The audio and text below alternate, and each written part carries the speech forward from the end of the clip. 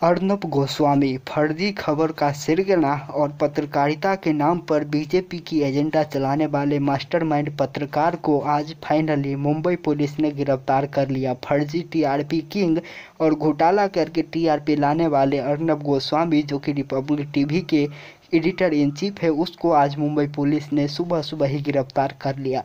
आप लोगों को बता दूं कि ये गिरफ्तारी ना ही तो फर्जी टीआरपी कांड में हुई है और ना ही तो उनके द्वारा गलत तरीके से फैलाई गई सुशांत सिंह राजपूत मामले की खबर की मामले में है, ना ही तो ये पालघर में साधु की हत्या के मामले में है। जिस केस के तहत अर्नब गोस्वामी को गिरफ्तार किया गया है वो बहुत ही संगीन केस है, बहुत ही गंभीर केस है, और जिन धाराओं के ऊपर में अर्नब गोस्वामी को अरेस्ट किया गया है वो बहुत ही ज़्यादा चिंताजनक है और बहुत ही ज़्यादा गंभीर धाराएं हैं। आप सभी को बता दूं कि अर्नब गोस्वामी को अमेंडमेंट ऑफ सुसाइड मामले में गिरफ्तार किया गया है।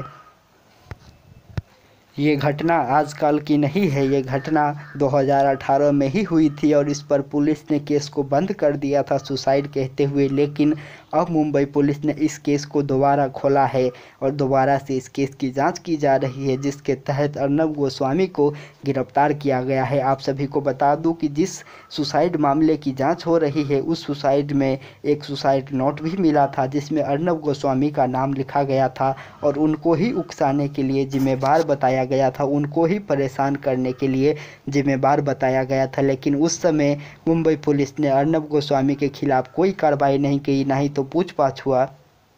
और ना ही अरेस्ट। लेकिन अब मुंबई पुलिस ने उस केस को दोबारा से खोला है, और इसको क्यों खोला है और उस समय अर्नब गोस्वामी की गिरफ्तारी क्यों नहीं है, ये किसी से छुपी हुई नहीं है, क्योंकि 2018 में बीजेपी की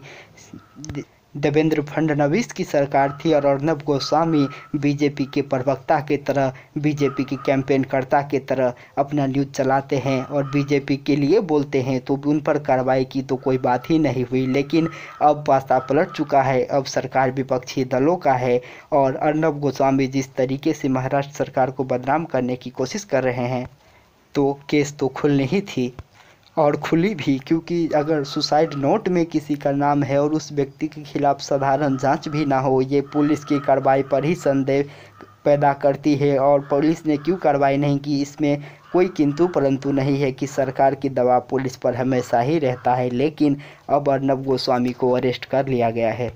लेकिन इस अरेस्ट से अर्नब गोस्वामी को क्या फ़र्क पड़ता है? जैसे ही अर्नब गोस्वामी को अरेस्ट किया गया वैसे ही रिपब्लिक भारत पर लाइन लगाकर सभी केंद्रीय मंत्री से लेकर के बीजेपी के वरिष्ठ प्रवक्ता और वरिष्ठ नेताओं को लाइन में हाजिर किया गया, लाइन हाजिर किया गया और हर एक से सवाल किया गया कि अब इस मामले पर केंद्र सरकार क्या करेगी। और उस पर जो केंद्रीय सरकार के मंत्री और बीजेपी प्रवक्ता का जवाब था, जो डरते डरते जवाब दे रहे थे, जो घबरा करके जवाब दे रहे थे, वो बिल्कुल बयां कर रहे थे कि रिपब्लिक टीवी क्या है और अर्नब गोस्वामी की पत्रकारिता क्या है। केंद्रीय मंत्री इसमें मुंह खोलकर स्पष्ट शब्दों में अपनी बात नहीं कह सकते थे, और चाहे बीजेपी के शासित जितने भी राज्य हो, उनके अध्यक्ष हो या फिर छोटे से बड़े कोई भी नेता हो, सभी ने लाइन लगा करके इस मुद्दे पर अपनी बात रखी और महाराष्ट्र सरकार की निंदा की, महाराष्ट्र पुलिस की इस कार्रवाई की निंदा की। साथ ही साथ उन्हीं के साथ जो गंद मचाने वाले चैनल है, जिसने कुछ ही दिन पहले